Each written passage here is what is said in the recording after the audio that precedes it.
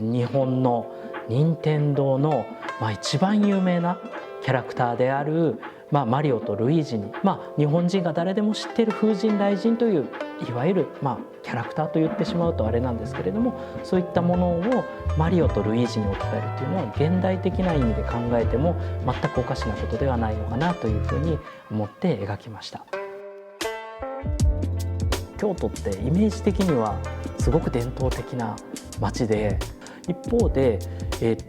大学の街でもあってということは若者も結構多いんですよね。本当に伝統的な寺社仏閣のすぐ横にファーストフードがあるような風景っていうのがむしろ京都の、今の風景っていう、これ作品になるかもと思って、その場でスケッチブックを取り出してスケッチをし始めたのが1枚目の作品ですね。初期の作品ですので、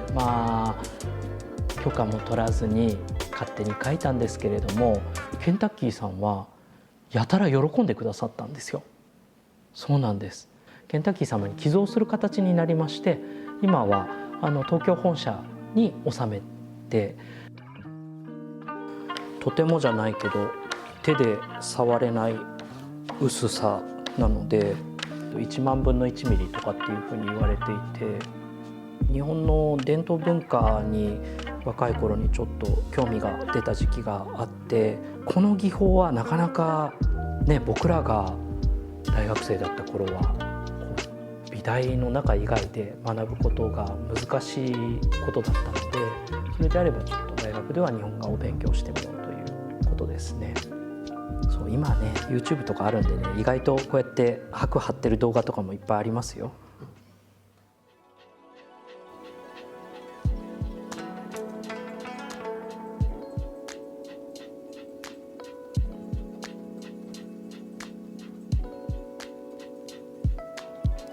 江戸時代の尾形光の柿椿図屏風って分かります？そうそうで、こういう実は明治時代にも同じように作られてるんですけど、ウォーホルのフラワーズ、これとこれ似てるでしょ。なんでもともとこういう色合いなので、これをドッキングさせたらいいかなっていう作品ですね。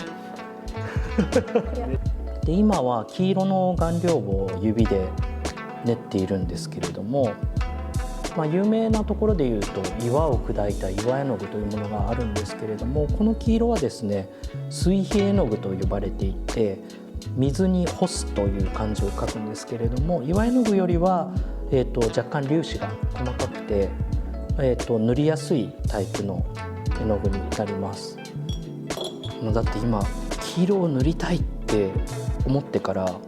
すんごい時間経ってるじゃないですか。午前中まるまる絵の具だけ作ってたみたいな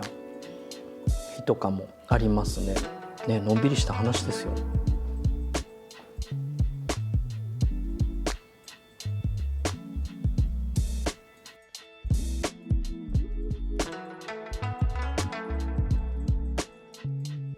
シリーズ名は一応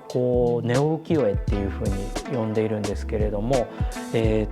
本の伝統的なモチーフ、柿椿の形は日本の古いまま、色合いは、ポップな